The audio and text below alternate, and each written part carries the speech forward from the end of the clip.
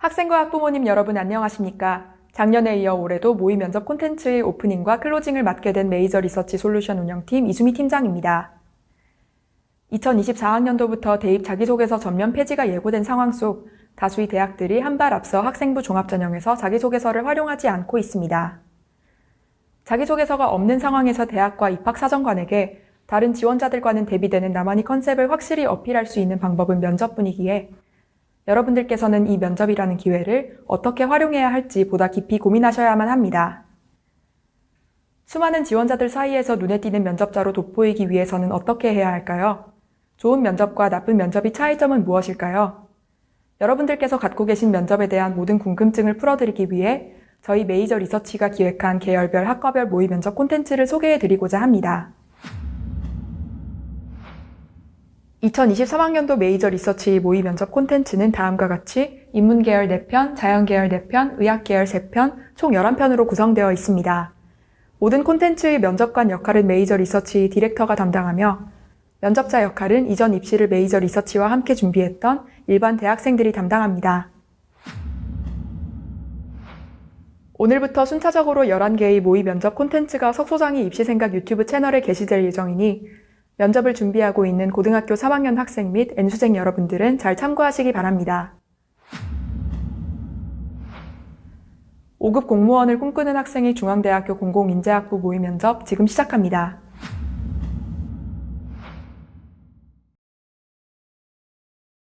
행정에 관심이 많아 보이네요. 행정이 무엇이라고 생각하나요? 행정의 개념에 대한 다양한 학자들의 견해가 있기에 이를 한마디로 정의하기 어렵다는 것을 인지하고 있습니다.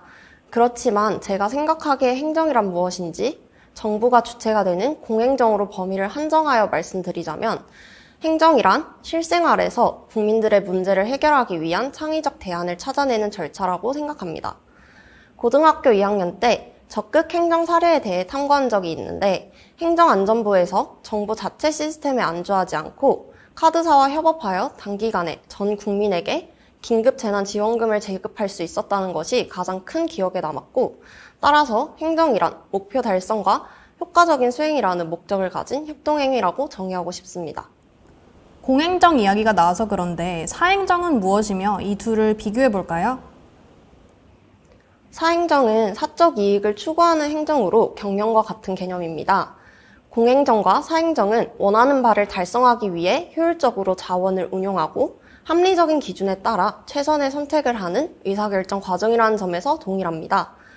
그러나 공행정의 경우 공익의 증진을 꾀하고 있어 엄격한 법적 근거에 의해 진행되는 반면 경영은 이윤의 극대화를 도모하여 근로기준법이나 노동법 등 최소한의 기준만을 만족하면 경영진의 자율재량에 따라 진행된다는 차이가 있습니다. 최근에는 기업의 사회적 책임을 요구하는 목소리가 늘어나 공익성을 배제할 수 없고 행정도 공공사업에서 이윤을 빼놓고 생각하기는 어렵기에 점차 공행정과 사행정의 경계는 모호해지는 중이라고 생각합니다. 그렇다면 다른 행정학과나 정책학과에 비교하여서 중앙대학교 공공인재학부만의 장점은 무엇이라고 생각하시나요? 네. 우선 중앙대학교 공공인재학부에서는 1학년 때 행정학, 정책학, 법학 등 모두 이수하도록 하여 관련 분야의 기초적인 소양을 쌓도록 하는 점이 좋았습니다. 그리고 저는 행정과 정책에 대해 폭넓게 흥미를 가지고 있어서 행정고시로 보통 불리는 5급 공개 경쟁 채용 시험을 통해 5급 행정직 공무원이 되어 국가의 일반 행정 제반 업무를 담당하는 것을 목표로 하고 있는데 중앙대학교 공공인재학부에서는 공공관리 연계 전공을 통해 5급 공무원 시험을 준비하는 학생들을 적극적으로 지원한다는 점이 정말 큰 장점으로 다가왔습니다. 특히 홈페이지에서 공공인재학부의 학부생들에게 행정고시 1, 2차 시험을 위해 연계 전공의 공통 기초 영역, 기타 영역을 어떻게 이수하면 좋을지 친절하게 제안해 주신 자료를 보며 학생들의 진로 목표 달성을 위한 가이드를 세심하게 제공해 주시는 모습에 감동을 받았습니다. 진로가 명확한데 특별히 생각하고 있는 학업 계획이 있나요? 중앙대학교 공공인재학부에서는 2학년 때부터 행정학 트랙, 정책학 트랙을 나누어 교육과정을 운영하고 있다고 알고 있습니다. 보통 행정고시 응시를 통해 사무관이 되기 때문에 행정고시를 응시하기 위해서는 당연히 행정학 트랙을 선택해야 한다고 생각할 수 있지만 실제 사무관의 업무에서는 정책을 기획하는 것도 중요한 비중을 차지합니다. 그래서 정책학 및 관련법에 대한 이해가 필수적이라고 생각하기에 정책학 트랙을 이수하고 싶고, 추가적으로 행정고시 필수 과목인 헌법2와 제가 배워보고 싶었던 복지정책론이 정책학 트랙에 있다는 점도 판단 근거가 되었습니다. 정리하자면 2학년 때 정책학 트랙을 선택하고 싶고, 공공관리 연계 전공을 이수하여 행정고시를 위한 기반을 탄탄히 쌓아나가고, 이후에는 실제 시험 공부에 철저히 매진하고 싶습니다. 그러면 사무관에게 중요한 역량이 있다면 무엇일까요? 청렴입니다. 사무관은 국민의 공공이익을 다루는 행정가로서, 그리고 국민과 함께하는 정책에 관련된 전문가로서 국민들의 신뢰를 얻기 위해 국가공무원법에서도 명시한 청렴 의무를 준수할 필요가 있습니다. 공직자의 청렴을 위해 청렴 교육을 실시하며 개인의 내적 동기를 자극하는 것도 좋지만, 데이터 기반 행정을 통해 투명하게 업무를 수행할 수 있는 환경적 기틀을 다지는 것도 하나의 방법이 될 수 있다고 생각합니다. 경험과 직관에 의존해 정책을 만드는 방식에서 최근 4차 산업혁명 시대의 흐름에 걸맞게 정책 과정에 데이터를 활용하는 방식으로 전환한다면 객관적이고 논리적인 의사결정이 가능해질 것입니다. 또한 국민의 요청이 있을 시 개인정보를 침해하지 않는 선에서 결정에 활용된 데이터와 판단 논리를 공유한다면 국민들의 정책 결정에 대한 이해도와 관심도 또한 증진할 수 있다는 점을 기대할 수 있으리라 생각합니다. 네, 과학토론 대회에서 금상을 수상하셨는데 지원자는 어떤 역할을 하셨나요? 과학토론대회는 유전자 가위 도입의 위험성에 관한 의견 나눔의 장이었고, 저는 유전자 가위 도입의 규제를 완화해야 한다는 입장으로 대회에 참여하였습니다. 팀에서 정책 부문의 입론자 역할을 맡아 우리나라에서도 유전자 가위의 규제를 개선하기 위해 유전자 가위 기술의 적용 범위로부터 유전자 변형 생물체법을 개정하기 위한 여러 버전이 논의되었다는 것을 근거로 들어 우리나라 기술 발전을 위해서는 유전자 가위에 대해 지금보다 개방적인 마음을 가지고 이를 상업화, 상용화하기 위한 노력이 필요하다는 의견을 펼쳤습니다. 그리고 생명공학 기술의 규제와 관련해 국제 동향을 잘 살피고 국내외의 여러 구성원들과의 합의가 필요하다고 제안하기도 했습니다. 세상을 바꾼 놀라운 정책들이라는 도서를 읽었는데 여기서 가장 인상 깊었던 정책은 무엇이었나요? 베네수엘라의 엘 시스테마가 가장 기억에 남습니다. 엘 시스테마는 베네수엘라에서 각종 범죄에 노출된 빈민가 아이들의 삶을 음악으로 바꾸겠다는 목표를 가진 음악교육재단입니다. 음악을 통해 행복감을 느낄 수 있다는 특성을 이용해 빈민가 아이들에게 즐거움과 미래에 대한 의지라는 긍정적인 감정을 알게 하고, 오케스트라에서 화음을 맞추며 아이들에게 사회와 소통하는 방법을 직간접적으로 지도한 것이라고 할 수 있습니다. 사실 정책이라 하면 사회과학적으로만 접근해야 한다고 딱딱하게만 생각했다면 예체능을 통해서도 새로운 문제 처리 방안을 구현할 수 있다는 깨달음을 얻어 더 유연하게 사고해야겠다는 필요성을 느꼈습니다.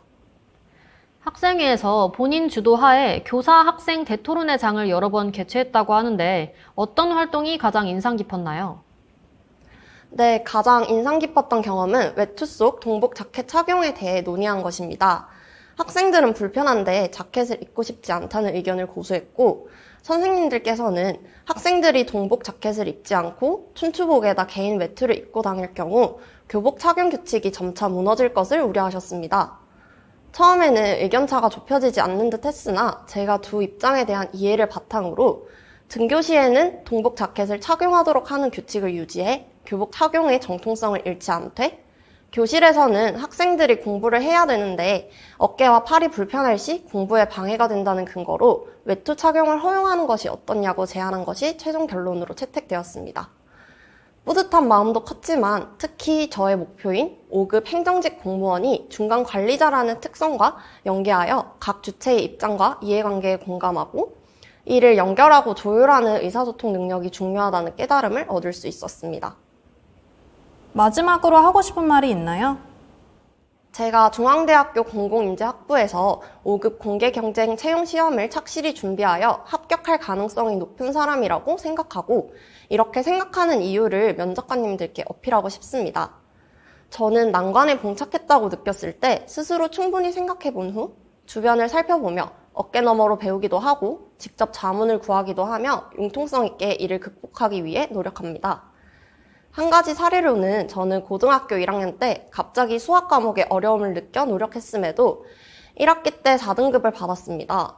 이후 문제를 타개하기 위해 멘토-멘티 프로그램에 적극적으로 참여해 수학을 잘하는 친구들의 사고방식을 체화하려 하고 수업에서 뵌 적 없는 선생님들께서 제 얼굴을 기억하실 정도로 교무실의 눈도장을 열심히 찍으며 수학 개념과 공부법에 대해 치열하게 질문하며 저의 공부법을 수정해 나갔습니다.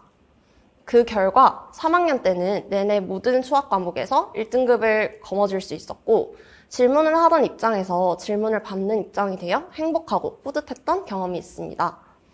이는 제가 저의 방법만이 옳다는 아집에 사로잡히지 않고 자기 반성과 함께 공부법을 이리저리 수정해보고 방법을 결정한 뒤에는 하루도 빼먹지 않고 공부를 꾸준히 습관화한 덕분이라고 생각합니다. 저는 이러한 경험이 이후 행정고시를 공부할 때도 긍정적인 사전 경험으로 작용할 것이라 생각하며 중앙대학교 공공인재학부에서 5급 행정직 공무원이라는 저의 목표를 꼭 달성하고 싶습니다. 네, 장점 피드백 시작하도록 하겠습니다. 지원자가 해당 학부의 설립 목적과 운영 목적에 많은 관심을 기울이고 분석을 했다는 느낌을 받았습니다. 또한 여기서 그치는 것이 아니라 중앙대학교 공공인재학부의 장점을 구체적으로 잘 제시하여서 본인의 학업 및 진로 계획과 어떤 점에서 잘 맞는지까지 설명하였습니다. 또한 학업 계획을 설명할 때에 공공인재학부의 2가지 트랙도 정확하게 제시하였고 본인의 진로와 연계하여 어떤 트랙을 선택할 것인지 논리적 근거를 대서 주장했다는 점이 인상 깊습니다. 또한 교사 학생 대토론회에서 활동 경험에 대해 묻는 질문에 대해 단순히 어떤 경험을 했는지만 이야기한 것이 아니라 본인의 장래희망인 사무관에게 필수적인 역량인 의사소통 능력과 연계하여 설명한 점이 좋습니다. 마지막으로 하고 싶은 말을 할 때 합격만 시켜주시면 열심히 하겠다와 같은 포부로 마무리를 한 것이 아니라 본인의 학습 경험을 근거로 하여 본인의 목표를 이루는 데 있어 본인이 얼마나 적합하고 변화할 수 있는 잠재력을 지닌 인재인지 어필한 점이 두드러집니다. 이상으로 장점 피드백 마치겠습니다. 네, 단점 피드백 시작하겠습니다. 일반적인 전공이었으면 이런 뚜렷한 목표관을 언급한 것만으로도 차별성을 가져갈 수 있습니다. 그러나 공공인재학부 자체가 공공적인 인재, 즉 공무원 양성을 목적으로 하는 학과이기 때문에 단순한 N급 공무원 정도로는 차별성을 가져가기가 어렵습니다. 이러한 상황에서는 단순히 목표만을 언급할 게 아니라 이 목표를 통해서 해결하고자 하는 세부 사례나 분야를 언급하는 것이 좋습니다. 학업 계획 역시 마찬가지 흐름입니다. 공무원을 지망하는 다른 지원자들도 본 지원자와 마찬가지로 학과 내 트랙이나 연계 전공의 정체성 등을 자세히 알아왔을 가능성이 높습니다. 이런 상황에서는 원래 답변을 절반 정도로 줄이고 관심 분야의 공익적인 문제를 해결하는 데 필요한 기타 역량에 대한 학습 의지를 드러내는 것이 좋습니다. 예를 들어서 외국인 및 외국 부처와의 소통의 가능성이 높은 업무를 지망하고 있다면 외국인 교류 동아리에 들어가서 외국어 능력을 향상시키고 싶다라는 등의 답변을 하는 것이 좋습니다. 다음으로 베네수엘라의 엘 시스테마 사례를 들어서 본인이 가장 인상 깊었던 정책을 소개하였는데 본인이 얻은 깨달음 외에도 현재 한국의 문제에는 예체능을 통해서 이를 어떻게 해결하면 좋을지에 대한 본인만의 탐구 노력과 실질적인 예시를 추가한 답변을 제시하는 것이 좋습니다. 또 사무관에게 중요한 역량에 대한 답변을 할 때 본인이 실현할 수 있는 강화 역량을 얘기해야 되는데 지원자는 답변에서 데이터 기반 행정이라는 환경적 기틀을 다짐으로써 청렴한 행정을 할 수 있다라고 답을 하셨습니다. 이는 본인이 속해 있는 환경 자체에서 준비되는 틀이지 본인의 노력으로서 이뤄낼 수 있는 부분이 아닙니다. 직업적 역량에 대한 질문에서는 스스로 노력해서 발전시킬 수 있는 부분에 대한 언급을 하는 것이 좋습니다. 이상으로 단점 피드백 마치겠습니다. 태도 피드백 시작하겠습니다. 우선 또박또박 천천히 대답을 한 점이 듣기 편안하게 느껴졌습니다. 그러나 조금 더 크게 그리고 자신감 있는 목소리로 대답을 하면 보다 더 전달력 높은 답변이 될 수 있을 것 같습니다. 두 번째로, 긴장하면 목소리가 갈라질 수 있으니 면접 전에 목을 축인 후 면접에 응하시기 바라겠습니다. 마지막으로, 긴장한 듯이 보였지만 손을 가지런히 모아 무릎 위에 올려놓아 차분한 모습을 보여주었습니다. 이렇게 평소에 자신이 과하게 손 제스처를 많이 사용하는 편이라면 줄여 쓰는 연습을 하거나 손을 잡고 무릎 위에 놓아 면접을 진행하는 것이 좋겠습니다. 이상으로 태도 피드백 마치도록 하겠습니다. 메이저 리서치가 제작한 이번 모의 면접 콘텐츠 잘 보셨나요? 면접을 겪어본 학생과 면접을 겪어보지 않은 학생은 엄청난 차이를 보입니다. 철저히 준비한 학생은 짧은 면접 시간에도 면접관들에게 강한 임팩트를 남겨 학부를 충분히 뒤집을 수 있습니다. 메이저 리서치에서는 학생에게 최적화된 온오프라인 통합형 면접 솔루션을 운영하고 있습니다. 석 소장님 그리고 메이저 리서치와 함께 2023학년도 대입 면접을 준비하고 싶으신 학생 및 학부모님들께서는 카카오톡 메이저 리서치 채널로 문의 주시기 바랍니다.